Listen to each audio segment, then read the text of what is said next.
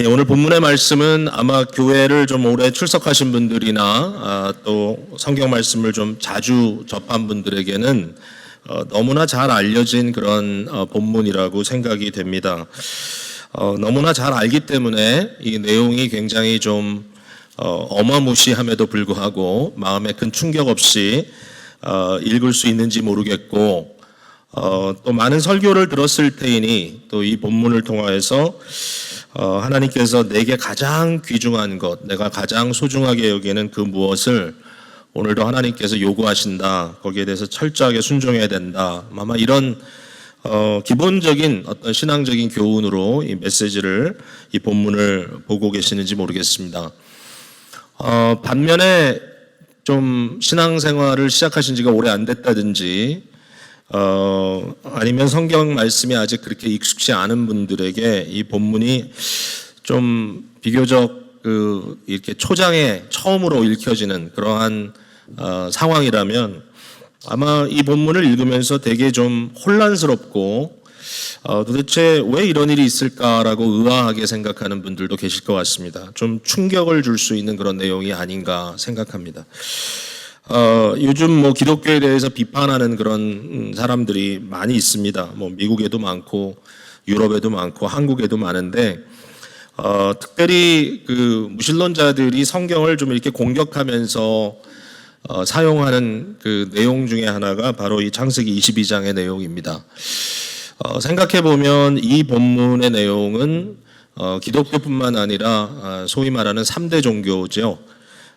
유대교, 이슬람교, 기독교가 다 공유하는 그런 내용입니다. 그 모든 경전 속에 이게 있으니까요. 그러니까 이걸 보면서 이들이 믿고 있는 하나님이 얼마나 황당한 하나님인가.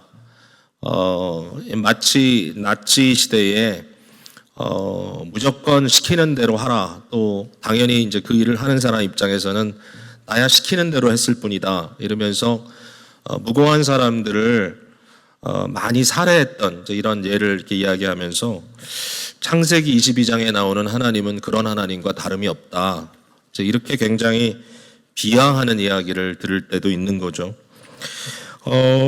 여러분은 어떻게 생각을 하시나요? 네, 제가 좀 이렇게 상황을 지금 좀 전개를 해봤는데요. 제가 일단 이렇게 한번 시작을 드리면 좋을 것 같습니다. 제가 생각하기에는 저도 사실 창세기 22장을 갖고 설교를 여러 번 했거든요. 그리고 이제 하면서 뭐 좀 미리 앞서서 얘기하자면 저는 이 본문을 이제 그리스도 중심적인 해석을 통해서 이미 성취된 어떤 그 그리스도 안에 완성된 구원, 이 성취된 구원, 이 구원의 관점에서 구약을 읽어나가는, 그러므로 이 본문에서 예수 그리스도를 발견하는 것이 굉장히 중요하다라고 생각하고 읽었던 것도 사실이고요. 그럼에도 불구하고 뭔가 이 본문 자체를 가지고 좀 힘들었던 기억이 항상 있습니다. 설교를 하고 나서 만족치 않았던 이 본문을 보는 관점이 과연 뭐가 타당한가, 항상 이렇게 좀 양면성이 있는 것 같아요. 헌신을 강조하기도 하고 이제 그리스도 사건을 이야기하기도 하고. 근데 제가 이제 오늘 여러분께 드리는 말씀은 아마 그동안에 제가 이 본문을 가지고 설교했던 것보다는 조금 한 단계 더 나간 것 같다는 생각을 많이 했어요. 왜냐하면 고민이 들어갔으니까요. 근데 제 결론은 뭐냐면 이 본문 사건을 그저 한 사람의 어떤 신앙적 순종 또는 믿음의 사건으로 보는 것은 타당치 않다라는 결론에 도달을 했습니다. 이걸 단순히 어떤 사람의 헌신의 스토리로, 그러므로 이것이 우리들에게 좀 일반화되어서 아브라함이 이렇게 했던 것처럼 우리도 그렇게 해야 된다라고 생각하는 것은 사실 본문을 옳게 보는 것이 아닌 것 같다라는 그런 생각을 좀 하게 돼서요. 제가 오늘 이 본문 말씀을 가지고 이 얘기를 좀 여러분과 함께 하려고 합니다. 많은 부모들이 자녀들을 하나님 앞에 헌신해서 드린다라는 그런 생각들을 많이 하셨어요. 그리고 이 본문이 아마 그 중요한 근거가 됐을지 모르겠습니다. 서원하는 부모들도 계시고, 제가 아는 대로 이제 저희 교회에 계신 교우들 중에는 어린 시절에 부모가 자기를 이렇게 사역자가 되기 위해서, 목회자가 되기 위해서 서원하고 헌신했기 때문에 이제 그 일을 자기가 해야 하는데 마치 도망 나오듯이 이제 그 상황에서 자기가 도주해서 부모가 헌신한 것을 자기가 지키지 않았다라는 것 때문에 굉장히 마음에 죄책감과 부담을 갖고 있는 그런 분들을 올 때가 있어요. 마치 요나가 하나님의 명령을 무시하고 딴 길로 갔다가 물고기 뱃속에 들어갔던 것 같은 그런 불안감이 있는지 모르겠어요. 항상 풍랑이 일어날 것 같은, 하나님이 나를 치실 것 같은 그런 불안감 속에 내 부모의 헌신을 내가 따르지 않았다. 부모들 입장에서도 사실 그렇죠. 자녀가 어떨 때는 태어나기도 전에, 어떨 때는 아주 어린 시절에 부모 입장에서 그들의 헌신, 어떤 하나님을 향한 순종, 아들이 얼마나 귀합니까? 자녀가 얼마나 귀합니까? 그 자녀, 그 아들을 주님을 위하여 평생 사역자로 내놓는다. 굉장히 아주 많이 들어본 패러다임이죠. 이렇게 했을 때 뭔가 마음에 대단한 헌신을 한 것 같은, 뭔가 아브라함의 자리에 있었던 것 같은 이제 그런 느낌을 좀 갖게 되는데, 과연 오늘 본문이 우리의 자녀를 이렇게 하나님 앞에 헌신시키는 그런 이유로, 그런 목적으로 지금 사용돼야 될 것인가? 이걸 좀 그냥 있는 그대로 굉장히 이렇게 좀 생걸로 이렇게 보면 말이죠. 서른 걸로 보면, 그러니까 스토리를 미화시키지 않고, 사실 이삭이라는 뭐 아주 어리지도 않았을 텐데 이삭이라는 아들을 묶어가지고 제단 위에 나무를 쌓아놓고 그 위에다가 이삭을 올려놓고 화가가 이걸 그리기도 했죠. 아브라함이 이 칼을 빼들고 그 아들을 향하여 내려 찍으려고 하는 이러한 장면이 뭐 그게 과연 어떤 장면인가, 이것이 어떤 조화인가라고 했을 때 뭐 헌신의 입장에서는 굉장히 거기에 어떤 비장함과 어떤 말도 안 되는 것 같지만 이렇게까지 하나님을 믿고 헌신하는 이게 좀 그려질 수도 있겠지만, 또 이삭을 생각하면 말이죠. 이건 엄청난 폭력이잖아요. 뭐 인권에 대한 이야기를 하지 않는다 할지라도 하나님의 형상대로 지음받은 이 아들을, 약속의 아들을 이처럼 일방적으로, 아들과 상의한 것도 아니고 사실, 그렇죠? 일방적으로 묶어놓고 칼로 내려 찍는 것이 헌신이라면 과연 이게 어떻게 이걸 읽어야 될 것인가 고민이 있을 수 있겠죠. 저는 몇 가지의 중요한 클루가 있다고 생각이 돼요. 첫 번째는 뭐냐면은 오늘 본문에 보면 제일 앞에 그 일 후에 하나님이 아브라함을 시험하시려고 그를 부르시되, 여기에 시험이라고 하는 단어가 맨 앞에 나온다는 거예요. 그러니까 이제 이런 것 같아요. 여러분 가끔 이제 재난 경보가 울리지 않습니까? 요새 최근에 와서 재난 경보가 전화로 많이 소리가 이렇게 울리죠. 근데 재난 경보가 울릴 때 두 가지 이유가 있습니다. 하나는 재난이 있기 때문에 울리기도 하고요. 한 번은 테스트하러 울릴 때가 있습니다. 방송국들이 가끔 테스트 하잖아요. 여러분 아시죠? 그러면서 This is only a test. This is only a test. 이렇게 얘기를 하죠. 그리고 재난 그 소리가 뚜뚜 하면서 울리지 않습니까?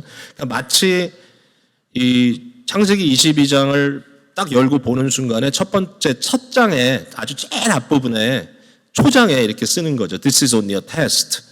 그러니까 이것이 시험이었다면 절대로 끝까지 이행시키려고 하는 의도는 아니었다라는 것을 우리가 처음부터 좀 안도하고 볼 수 있게 만들어준다는 거, 굉장히 중요한 클루인 것 같고요. 또 하나는 이제 모세의 율법을 통해서 이것이 훨씬 더 굉장히 강하게 어필이 됐지만, 이제 고대 사회에서 특별히 가나안 이 땅에서 말이죠. 몰렉이라고 하는 신에 대한 얘기가 나오고, 그러한 이방신, 그러니까 이게 이제 우상이죠. 우상에게 헌신하는 방법 중에 하나가 아들을 불로 태워드리는 거죠. 그러니까 이런 것들에 대해서 하나님이 얼마나 이것을 미워하는가, 아주 그냥 지극히 미워한다는 얘기가 여러 번 나와요. 그러면서 이스라엘 백성들에게는 절대로 너희 자녀를 몰렉에게 이렇게 드리지 마라, 몰렉에게 이렇게 제사하지 마라. 가나안 백성들이 결국은 쫓겨나고, 가나안에서 저들이 멸망당해야 되는 이유 중에 하나가 이와 같이 아주 악한 행동을 하기 때문이다라고 하나님께서 말씀하시는 거예요.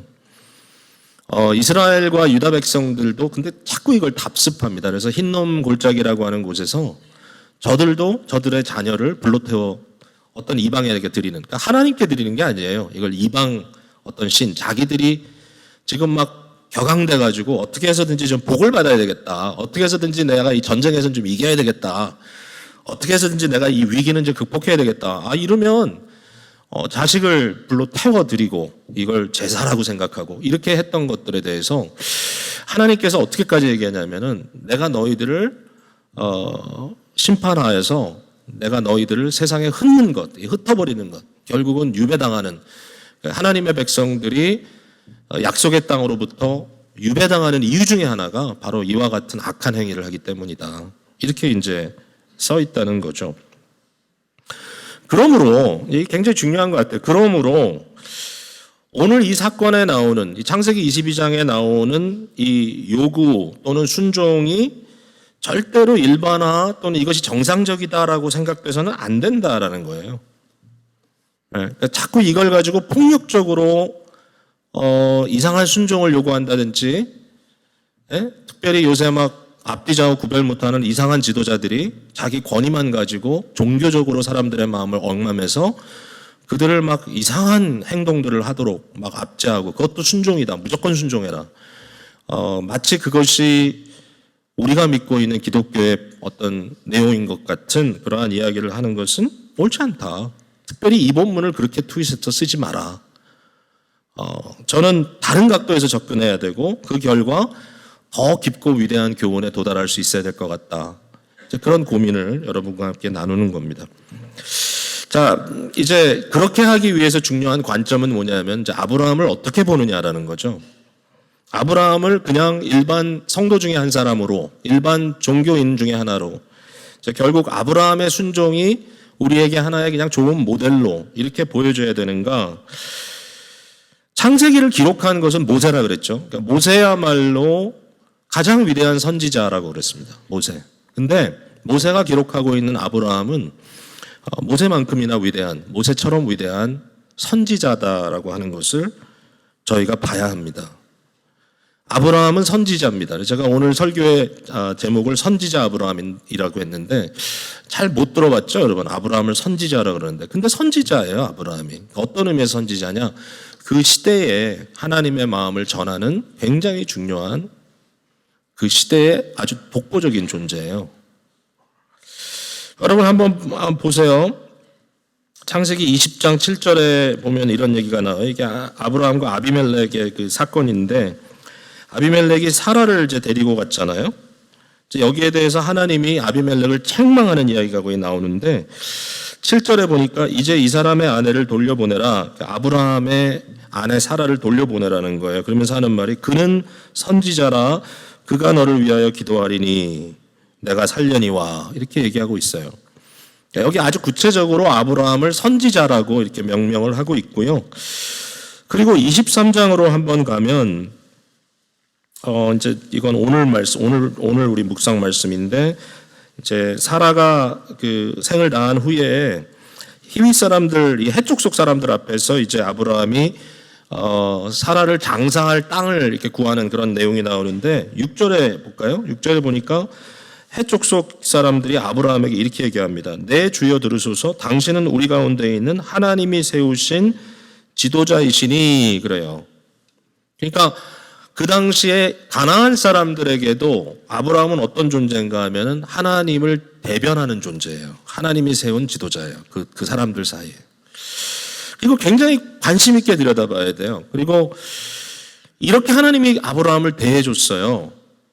굉장히 대표적인 장면이 뭔가 하면은 하나님이 소돔과 고모라를 멸망하기 위하여 이제 천사들을 글로 보내시잖아요. 근데 그 장면에서 여러분이 읽었죠? 아브라함과 이 일에 대해서 상의합니다. 물론 이제 뭐 상의라기보다는 일종의 통보죠. 아브라함에게 내가 소돔과 고모라를 이렇게 멸망시킬 것이다. 그들의 악이 완전히 하늘에 닿았다. 이 얘기를 이제 하는 거예요. 근데 이제 그때 이제 이런 얘기가 나오죠. 우리가 아브라함에게 무엇을 숨기겠는가? 그러니까 아브라함에게 하나님의 마음을 이처럼 보여줍니다. 그러면 아브라함이 그걸 가지고 어떻게 하느냐? 하나님을 마치 친구처럼 페이스 투 페이스. 모세가 하나님의 얼굴을 대면했던 것처럼 아브라함도 하나님과 대화를 나누는 거죠. 그러면서 하는 말이 이런 질문하잖아요. 하나님, 만약에 소돔과 고모라 지역에 50명의 의로운 사람이 있었다면 악인들과 함께 그들을 다 멸망시키겠습니까? 하나님이 아니다. 그래가지고 어떡합니까? 50명, 40명, 30명, 20명, 10명까지 내려가잖아요. 그래서 10명만 있더라도 내가 그들을 멸망시키지 않겠다. 굉장히 선지자적인 그러한 디스커션을 하나님과 하고 있는 이런 내용인 거죠.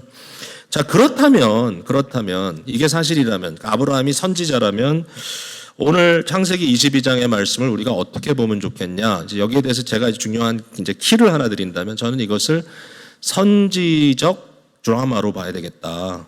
선지적 드라마, 프로페틱 드라마로.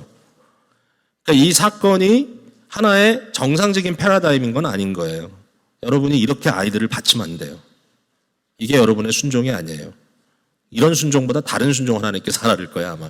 근데 이 사건은 하나님의 마음을, 하나님이 세상을 향하여, 하나님이 그의 백성들을 향하여 어떤 마음을 갖고 계신지를 보여주시고자 하는 그러한 하나의 선지적 드라마로 이 사건을 지금 엮고 계신다는 거예요. 이런 게 이제 여러 번 등장을 합니다. 성경에. 예를 들면 제일 대표적인 게 호세아가 음란한 여인과 결혼하는 거예요. 여러분, 하나님이 절대로 우리에게 음란한 사람과 결혼하라고 명령하지 않습니다. 그건 옳은 것이 아닙니다. 우리는 깨끗하게 살아야 합니다. 그죠? 부부가 정절을 지키고 거룩한 자녀를 낳아야 되잖아요. 근데 하나님께서 호세아에게는 음란한 여인을 취하여서 음란한 아이들을 낳아라 이렇게 얘기를 합니다. 그래가지고 고멜이라고 아주 이상한 여자하고 결혼을 하는 겁니다. 여자가 이상해요. 결혼을 했는데 자꾸 나가서 애를 뵈서 들어와요. 이상한 거죠. 그러니까 음란한 아이를, 호세아 아이가 아니에요. 거기 보면은 두 아들과 한 딸을 낳는데 이름이 이상해요. 제즈리엘. 뭐죠? 내가 갖다 버리겠다. 내가 사랑하지 않는다. 내 백성이 아니다. 그럼 뭐야? 내가 낳은 애가 아니다. 내 것 아니다. 이상한 이름을 지어주면서 이 스토리가 전개가 됩니다. 근데 그게 무슨 얘기죠? 하나님과 이스라엘의 얘기인 거죠. 호세아 3장에 보면은 이 여인이 그 이후에도 집을 떠나 나갑니다. 그리고 다른 사람의 종이 돼서 살아갑니다. 근데 하나님께서 호세아에게 명령하여서 그 여인을 다시 값을 치고 데리고 오라 그럽니다.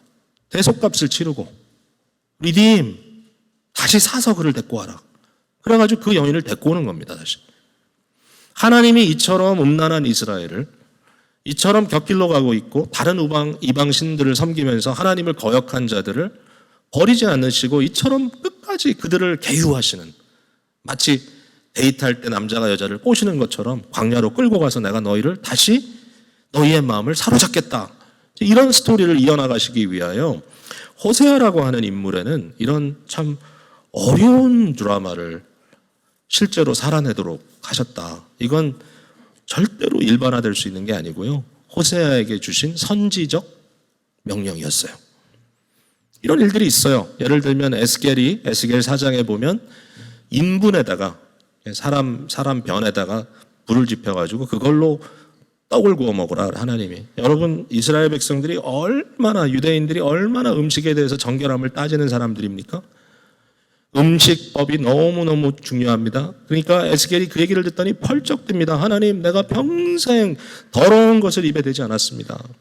스토리가 이렇게 전개되죠. 그러나 왜 하나님께서 이처럼 아주 이상한 행동을 하라고 명령하셨을까? 그리고 결국 에스겔이 나름 똑같진 않았지만 이제 다른 방법이지만 그러나 여전히 그런 모습을 드라마로 이렇게 보여주는 것은 뭐냐면 하나님의 백성들이 얼마나 심각한 고난 속에 처할 것인지, 저들의 어려운 문제가 어떻게 닥칠 것인지를 예언적으로 보여주기 위해서 그렇게 하셨다라는 거예요.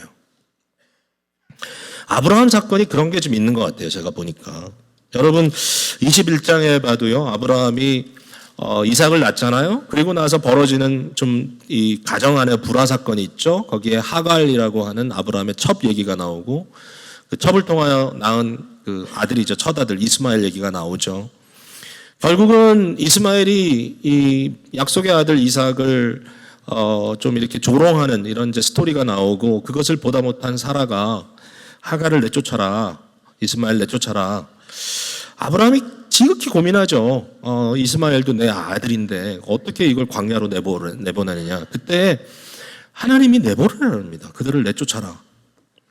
내가 그들 책임지겠다 하시지만 그러나 일단 내보내라는 말이 어렵잖아요. 그걸 들으면서 우리 입장에 이걸 어떻게 적용해야 되는가. 어렵죠, 여러분. 근데 이것도 일반적으로 아무렇게나 적용해가지고 내가 그냥 속상하면 다 쫓아내면 안 돼요. 내보내라. 여러분 소그룹에서도 내보내라. 이런 거 아니에요. 아무렇게나 막 이걸 쓰면 안 돼요. 네. 그럼 이게 뭐냐라고 했을 때 여기에 대해서 바울 사도가 갈라디아서 4장에 이것을 하나의 리뎀션 드라마로, 하나의 선지적 드라마로, 프로페릭 드라마로 사용합니다.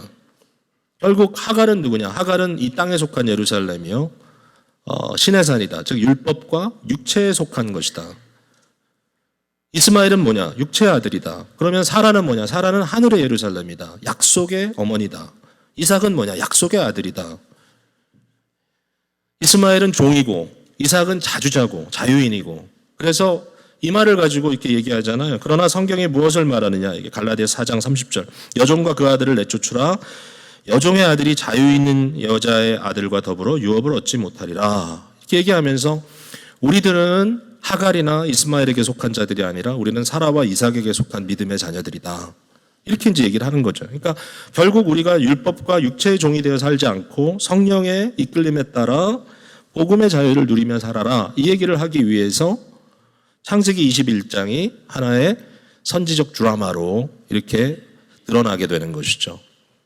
이게 이제 적용이 굉장히 중요한 겁니다. 자, 많은 얘기를 했어요, 이미. 그러면 창세기 22장을 통해서 하나님이 보여주는 것은 뭐냐? 과연 하나님의 속마음은 뭐냐? 하나님의 속내가 과연 뭐냐? 여기에 대해서 몇 가지로 그냥 생각해 볼 수 있을 것 같아요. 하나는 뭐냐면, 이 창세기 22장에 마치 창세기 3장에 갑작스럽게 여인의 후손과 뱀의 후손의 어떤 그런 격투를 이야기하고 여인의 후손이 뱀의 후손의 머리를 부수겠다라고 말씀하셨던 사건이 등장했던 것처럼 그것을 우리가 처음 전한 복음이다. 첫 복음이다. 프로토 가스펠이라 얘기했던 것처럼 창세기 22장에도 그러한 형태의 복음 선포가 등장을 한다는 거죠. 그러니까 이게 되게 재밌어요. 이렇게 가다가 갑자기 쿵 하고 이 가스펠 일종의 선언이 나옵니다. 근데 이게 그냥 부드럽게 가는 게 아니에요. 갑자기 여인의 후손 얘기, 갑자기 뱀의 후손 얘기. 느닷없어요, 좀. 근데 그러한 메시지가 삽입된 걸 보면 정말 하나님 말씀이다. 성경 말씀은 정말 하나님의 말씀이라는 게 생각이 나는 거죠. 자, 제단을 쌓고 짐승을 바치는 것은 이미 아벨 이후에 나타나는 현상입니다. 그죠? 그리고 아브라함도 가는 곳마다 제단을 쌓고 제물을 드렸습니다. 자, 그런데 창세기 22장에 나오는 것은 일단 아들을 드린다고 하는 굉장히 새로운 이슈가 여기 등장을 하는 뿐만 아니라 이 아들 문제에 대해서도 장자 문제라든지 독자에 대해서 하나님께서 그 모세오경에 그러니까 율법에 이렇게 나오는 걸 보면 이제 소유를 하나님께서 내 것이라 하시고 그것을 속량하도록 하는 그런 법이 사실상 있거든요. 자, 거기까지는 제가 안 들어가겠습니다만은 어쨌든 이 스토리를 통해서 등장하는 굉장히 중요한 스토리는 뭐냐면 대속의 스토리입니다. 대신 당해주는.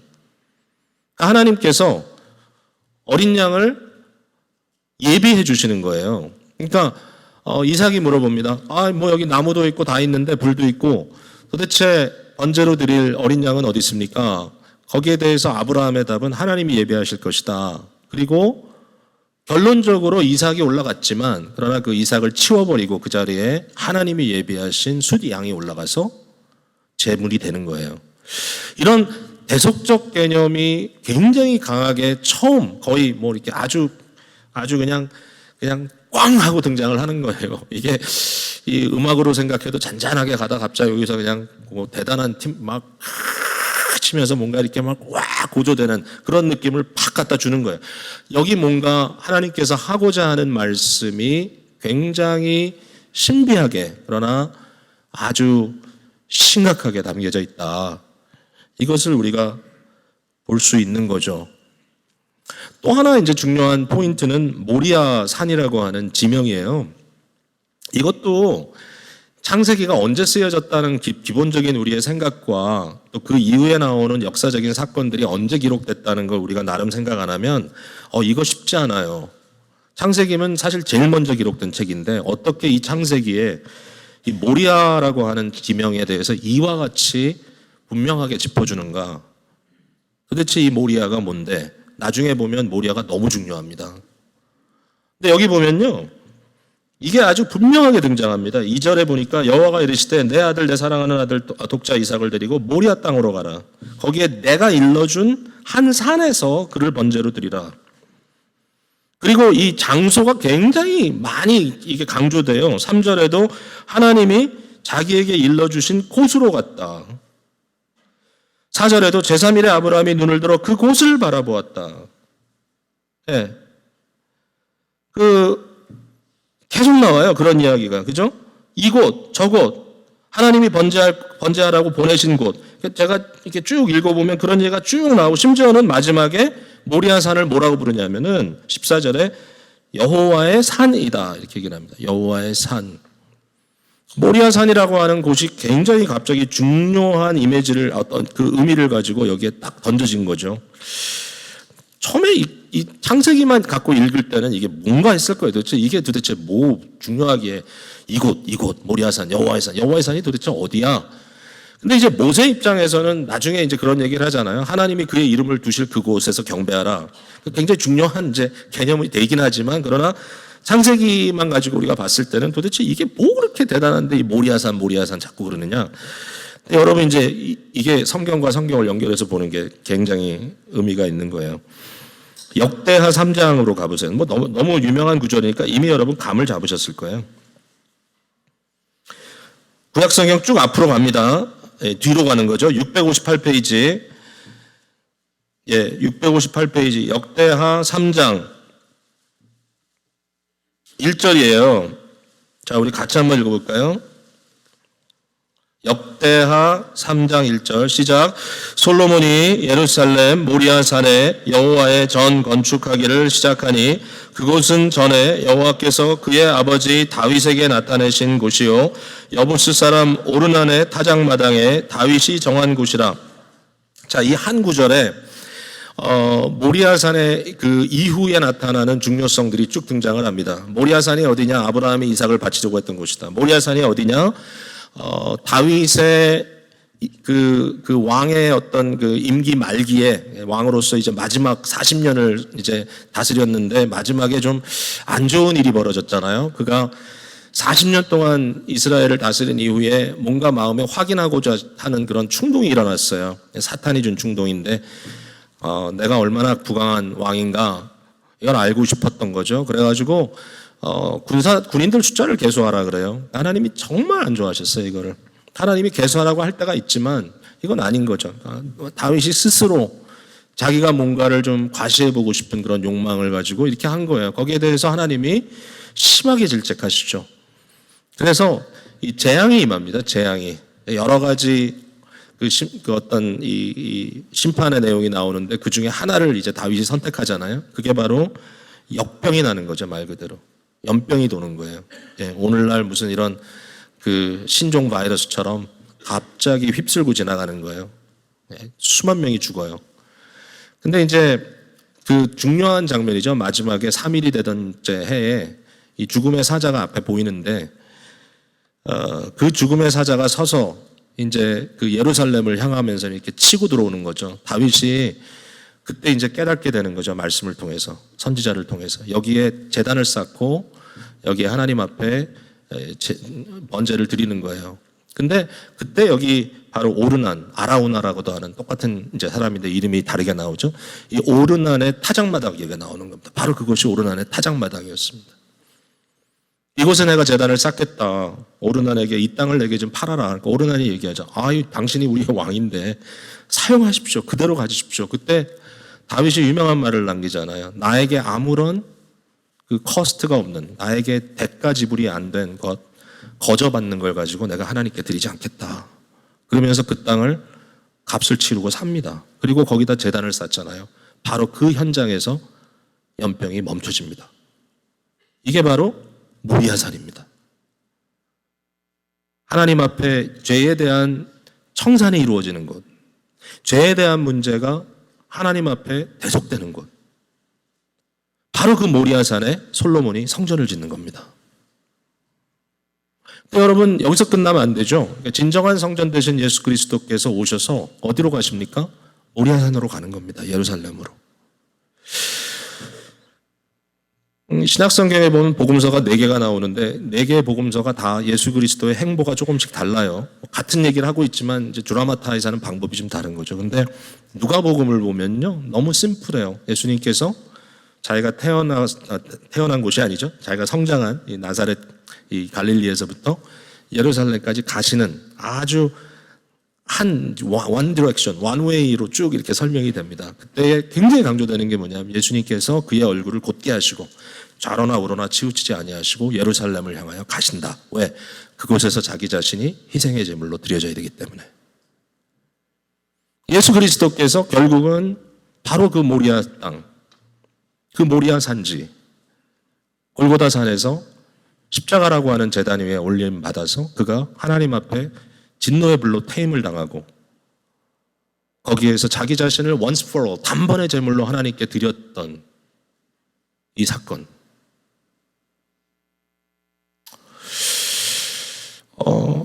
이 모리아산이라고 하는 곳을 창세기 22장에 이미 어떤 선지적인 드라마로 포인트아웃 해주시고 어떠한 역사가 이곳에서 이루어질 것인가를 이처럼 그려주시는 것. 창세기 22장은 굉장히 어메이징한 미닝이 있는 거죠. 자, 이제 마지막입니다. 하나님께서 아브라함을 통하여 보여주시는 것은 뭐냐라고 했을 때 아브라함의 헌신을 보여주시는다기보다도 여기 중요하게 보여주는 것은 하나님이 하나님 자신의 아들을 예비하신다라고 하는 것을 보여주시는 겁니다. 여러분, 예수 그리스도를 내어주시는 것은 만세전에 택하신 일입니다. 하나님이 그냥 상황에 떠밀려서 어쩔 수 없이 한 게 아니라 이미 아브라함에게 내 사랑하는 아들, 내 아들 독자 이삭을 드려라라고 말씀하신 그 훨씬 이전에 하나님은 이미 자기의 독자 그리스도로 이 땅에 오실 성자 이 예수를 이처럼 제물로 드릴 거라고 하는 것을 이미 다 작정하고 계셨던 겁니다. 이 본문을 통하여 하나님은 아브라함의 사건과 하나님의 구속 사건을 이렇게 오버랩 시키는 거죠. 그래서 여기에 비슷한 그런 언어들이 계속 등장을 하고 있는 겁니다. 내 아들, 내 사랑하는 독자 이삭, 세례를 받으신 예수 그리스도를 향하여 이는 내 사랑하는 자다, 내 사랑하는 아들이다. 예수 그리스도는 독생하신 그리스도다, 하나님의 독생하신 아들이다. 이게 또 요한복음에도 등장하는 내용입니다.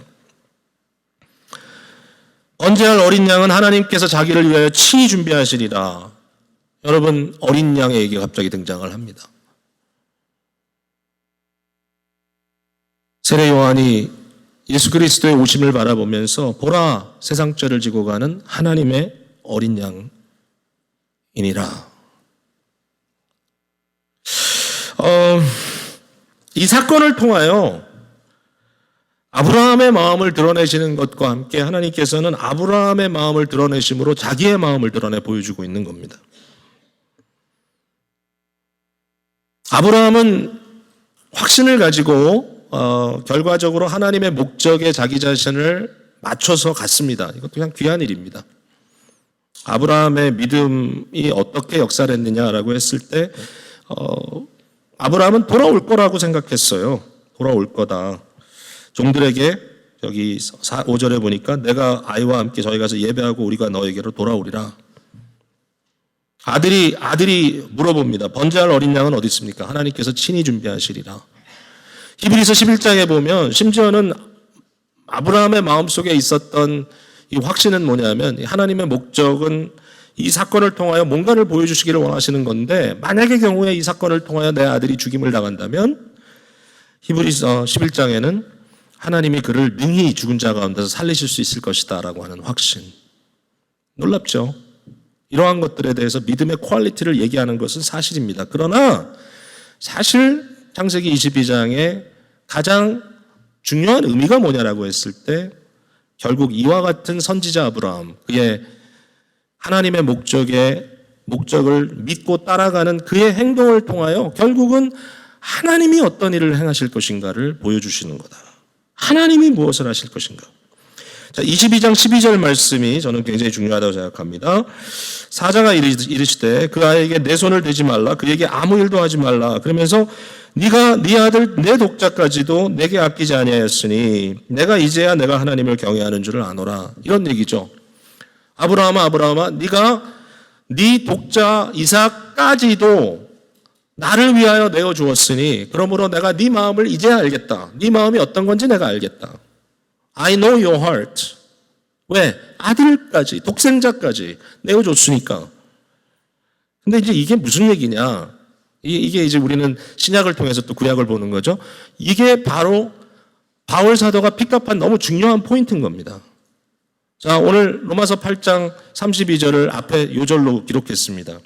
바울이 이렇게 얘기합니다. 자기 아들을 아끼지 아니하시고 우리 모든 사람을 위하여 내주신 이가 어찌 그 아들과 함께 모든 것을 우리에게 주시지 아니하겠느냐. 무슨 얘기예요? 하나님의 마음을 이제 보는 거죠. 그러니까 창세기 22장을 우리가 함께 읽어나가면서 여기에 아브라함의 사건을 통하여 하나님의 마음을 읽어낸다면 바로 이 12절에 왔을 때 우리는 그걸 읽었어야 되는 거죠. 뭐죠? 하나님을 향하여. 아니, 아브라함을 향하여가 아니라 하나님을 향하여 우리가 말할 수 있는 겁니다. 하나님께서 그의 아들, 그의 독자까지도 우리를 위하여 아끼지 아니하셨으니 이제 우리가 하나님이 우리를 사랑하시는 줄을 아노라. 이 고백이 나오는 거죠. 이 구절을 통해서. 결국 여기에 하나님의 마음이 이렇게 표출됐구나. 네? 바울 사도는 너무 당당하게 자기 아들을 아끼시지 아니하시고 우리 모든 사람을 위하여 내주신 이가 이것이 사실이라면 하나님이 독생자 그리스도를 우리를 위하여 내주셨다면 그것이 사실이니까 이렇게 했다면 어찌 그와 함께 그 다른 모든 거라도 우리에게 필요하면 주시지 않겠는가. 여러분 여기에 기독교의 핵심이 등장을 하는 거죠. 기독교는요.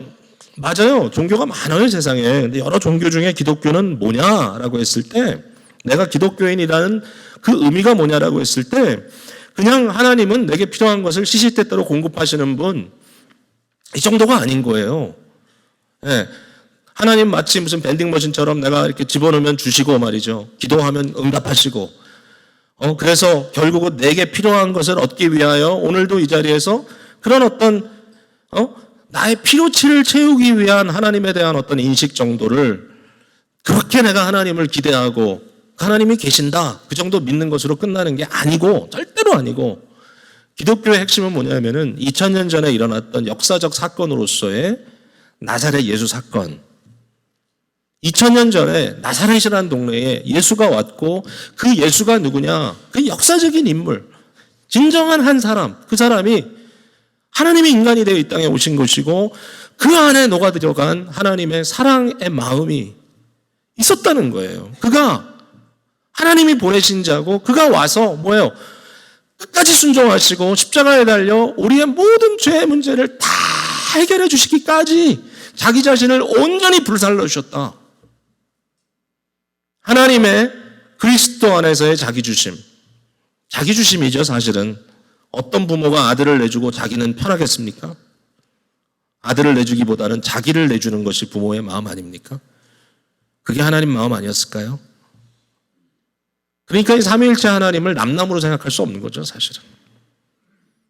하나님께서 자기 아들을 유일한 아들을 하나님 자기 자신을 내어주시기까지 이처럼 사랑했다면 What else? 그 무엇을 가지고 우리가 fuss 하겠는가? 기독교는 이 사실 앞에 우리가 하나님께 무릎 꿇게 되는 거죠. 오늘도 그 예수님 때문에 우리는 확신을 갖는 겁니다. 아직 우리 부활하지 않았습니다. 아직 우리 겪을 거 너무 많습니다. 아직도 고난스럽습니다. 어렵고 힘들고요. 교인들을 위해서 기도할 때 이 기도가 왜 이렇게 응답이 안 되나? 그러나 한 가지 확신하는 게 있습니다. 그분을 위해서 예수 그리스도를 이미 주셨다. 이미 주셨다. 자기 아들을 아끼지 않고 주신 그가 그 결말이 무엇이겠는가? 절대로 우리가 망하는 게 아니라는 것이죠. 하나님이 도저히 상상할 수 없는 일을 이루셨다는 이것이 우리의 믿음이고 여기에서부터 모든 것이 출발하는 것이죠. 성도 여러분, 오늘 여러분의 마음속에 이 확신이 분명해지기를 간절히 축복을 드립니다. 이게 아니면 우린 기독교인이 아닐 겁니다, 아마도. 근데 이게 믿어지면 이게 기독교인입니다. 나를 위하여 아들을 보내주셨다. 온전히 내어주셨다. 제가 보니까 자녀들이 신앙생활을 잘 안 하고 자꾸 이렇게 믿음에서 떠나는 것 같은 그런 것 때문에 어려워하는 부모님들이 참 많은데, 지금 막 현장에서 그런 고민을 하는, 막 지금 아이가 티네이저가 돼서 가고 있는데 아이들이 뭐 교회도 잘 안 나오겠다 그러고, 뭐 부모들 마음에 굉장히 아픔을 주고 막 잘못 가는 것 같고 고민을 많이 하는데,